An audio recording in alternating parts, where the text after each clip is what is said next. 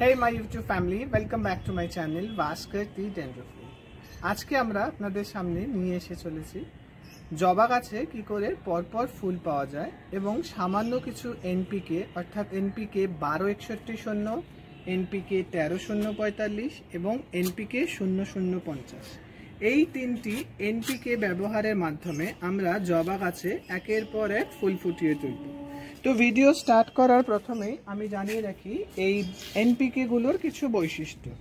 প্রথমেই এই 1261 আপনি যে কোনো কোম্পানির 1261 ইউজ করতে পারেন। আমি অ্যারিজের ইউজ করছি বলে আপনাকে করতে হবে এর কোনো মানে নেই। যে কোনো কোম্পানির 1261 ইউজ করা যেতে পারে। এই 1261 হচ্ছে মনো অ্যামোনিয়াম ফসফেট। এতে কি হয়, এতে আমার রুট ডেভেলপমেন্ট খুব ভালো হয়। অর্থাৎ যখন কোনো গাছ আমি নতুন বসাচ্ছি বা প্রুনিং করে ফেলছি, অর্থাৎ প্রুনিং করার পরে আমার গাছের পাতা কম থাকছে, নতুন কোনো প্লান্ট যখন বসাচ্ছি সেই ক্ষেত্রে তখন আমার এই 1261 1 গ্রাম করে 1 লিটার জলে গুলে প্রায় 21 দিন মতন গাছের গোড়ায় দিতে হবে। এতে করে আমার গাছের রুট খুব ভালো মতন ডেভেলপড হবে এবং গাছের গ্রোথ নেওয়া ধীরে ধীরে শুরু হবে। 1261 ব্যবহারের পরে আমরা যেটা ব্যবহার করব সেটা হলো পটাশিয়াম নাইট্রেট, অর্থাৎ এই পটাশিয়াম নাইট্রেট বা 13045 এটি আমরা ইউজ করব যখন গাছ আমার ডেভেলপমেন্ট স্টেজ বা ফাইনাল স্টেজে রয়েছে। অর্থাৎ কুড়ি আসার আগে গাছ যখন আমার ডেভেলপড করে গেছে এবং আমি প্রুনিং করে নিয়েছি যাতে গাছ আমার ভালো মতন বুশি হয়, কারণ আমরা জানি যে গাছ যত বুশি হবে অর্থাৎ ঝোপালো আমার গাছ যত হবে জবা গাছে কুড়ি তত আসবে। তাই এই 13045 বা পটাশিয়াম নাইট্রেট আমরা গাছের ডেভেলপমেন্ট স্টেজে ইউজ করব। এরপরে যখন আমি আমার গাছে কড়ি দেখতে শুরু করব, অর্থাৎ এই স্টেজের কড়ি বা এই স্টেজে যখন আমি দেখতে পারবো যে আমার কড়ি আসা শুরু হয়ে গেছে, তখন থেকে আমরা ইউজ করব পটাশিয়াম সালফেট বা 0050। এই তিনটে এনপিকে ব্যবহার করলে আপনার জবা গাছে ফুলে ফুল ভরে যাবে এবং মাঝে যখন আপনি দেখতে পারবেন যে জবা গাছের পাতা এরকম হলুদ হয়ে ঝরে পড়ছে, এরকম একটা দুটো পাতা কোনো প্রবলেমেটিক নয়, এটা ন্যাচারাল ওয়েতেই ঝরবে। কিন্তু যখন আমি দেখতে পারবো যে আমার গাছের পাতা প্রায় হলুদ হয়ে আসছে বা বেশ পাতা হলুদ হয়ে আসছে, তখন অনেকগুলি পাতাই হলুদ হয়ে আসছে, সেই মুহূর্তে আমরা ইউজ করব ম্যাগনেসিয়াম সালফেট বা এপসম সল্ট। এই এপসম সল্ট আমার গাছের, আমরা জানি যে গাছের পাতা সবুজ থাকে তার একমাত্র কারণ গাছে ক্লোরোফিল থাকা। তো ক্লোরোফিল যাতে ভালো মতন শোষিত হয় তাই সেই কাজে হেল্প করবে আমার এপসম সল্ট বা ম্যাগনেসিয়াম সালফেট।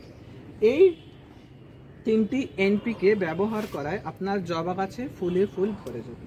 এবার কথা হলো কখন আমরা এই এনপিকে ব্যবহার করব এবং কিভাবে ব্যবহার করব। তো প্রথমেই আসি কিভাবে ব্যবহার করব। আমাদের এই এনপিকে প্রত্যেকটি ওয়াটার সলিউবল, অর্থাৎ জলে খুব সহজেই গলে যাবে, তাই আমরা এটা দুভাবে ইউজ করতে পারি। প্রথমত আমি মাটিতে দিয়ে বা মিডিয়াতে দিয়ে জল ড্রেনেজ করে দিতে পারি, বা আমরা পয়লা স্প্রে করতে পারি, অর্থাৎ আমরা গাছের পাতাতেও স্প্রে করতে পারি। আমি যেটা করি প্রথম সপ্তাহে, অর্থাৎ যদি আমি সোমবারে কোনো এক সপ্তাহে সোমবারে যদি আমি মাটিতে দিই, পরের সপ্তাহ সোমবারে আমি ফয়েলার স্প্রে করি। এইভাবে ফয়েলার স্প্রে এবং ড্রেঞ্জিংয়ের মাধ্যমে আপনারাও খুব সহজে এইগুলো ইউজ করতে পারেন। কখন ইউজ করব? তো প্রথমেই যেরকম বলেছিলাম যে গাছ যখন আমি নতুন বসাবো বা প্রুনিং করব, ঠিক তার পরের দিন থেকেই আমি 1261 ইউজ করব। এই 1261 রুট ডেভেলপমেন্টের কাজ করার জন্য আমার গাছের গ্রোথ খুব ভালো হবে এবং সঙ্গে মানে ওই এক সপ্তাহ মিডিলে কোনো একদিন আমি সর্ষের খোলের সাথেও এই 1261 একবার মিশিয়ে গাছ প্রতি বা টব প্রতি, যদি আপনার 6 ইঞ্চি টব হয়, 1 গ্রাম করে আমি ইউজ করব। এইভাবে 21 দিন 1261 ইউজ করার পরে যখন দেখবো আমার গাছ একটু ঝোপালো হয়ে এসছে, পাতাগুলো বড় হয়ে এসছে, নতুন নতুন ডালপালা ছাড়ছে রুট ডেভেলপমেন্টের পরে, তখন থেকেই আমি পিঞ্চিং স্টার্ট করব। পিঞ্চিং মানে সফট প্রুনিংও বলা যেতে পারে, মানে এরকম পজিশন থেকে আমি গাছের এইগুলোকে এরমভাবে কেটে ফেলে দেবো। এই যত এরমভাবে কাটবো, আমরা জানি জবা গাছে যত ডাল হবে তত বেশি ফুল। এইভাবে কেটে যাওয়ার পর আমার গাছ এরকম একটা বুশি আকার ধারণ করবে, ঝোপালো, এবং প্রতিটি ডালে ডালেই কড়ি আসবে। এইরকম মানে ডেভেলপমেন্ট স্টেজে আমি স্টার্ট করব 13-0-45। এই 13-0-45 আমি ইউজ করব গাছে যতদিন না কুড়ির দেখা পাচ্ছি। অর্থাৎ পিঞ্চিং করবে, কিছুদিন ওয়েট করব, প্রতিটা ডালে পিঞ্চিং করে 15 দিন মতন ওয়েট করলেই বা 1 মাস মতন ওয়েট করলে আমি দেখতে পারবো গাছ ঝোপালো হয়ে যাচ্ছে এবং গাছে কুড়ি ধরার মতন সময় হয়ে এসেছে। যখন দেখবো গাছে কুড়ি ধরার মতন সময় হয়ে এসেছে তখন আমরা ইউজ করব পটাশিয়াম সালফেট। এই পটাশিয়াম সালফেট আমার কড়ির রং এবং ফুলের সাইজ বাড়াতে খুব হেল্প করবে। আমরা জানি জবা গাছ খুব পটাশ প্রিয় গাছ, তাই আমরা পটাশিয়াম নাইট্রেট আর পটাশিয়াম সালফেট ইউজ করব। জবা গাছে কোনোভাবেই ডিএপি ইউজ করবেন না। এবং আরও ভালো রেজাল্ট পাওয়ার জন্য যে কোনো মাইক্রোনিউট্রিয়েন্ট যেমন অ্যাগ্রোমিন ম্যাক্স বা মোবোমিন আপনি মাসে একবার ইউজ করতে পারেন। খুব সহজ পদ্ধতিতে এবং জৈবিক পদ্ধতিতেও জবা গাছ করা যায়।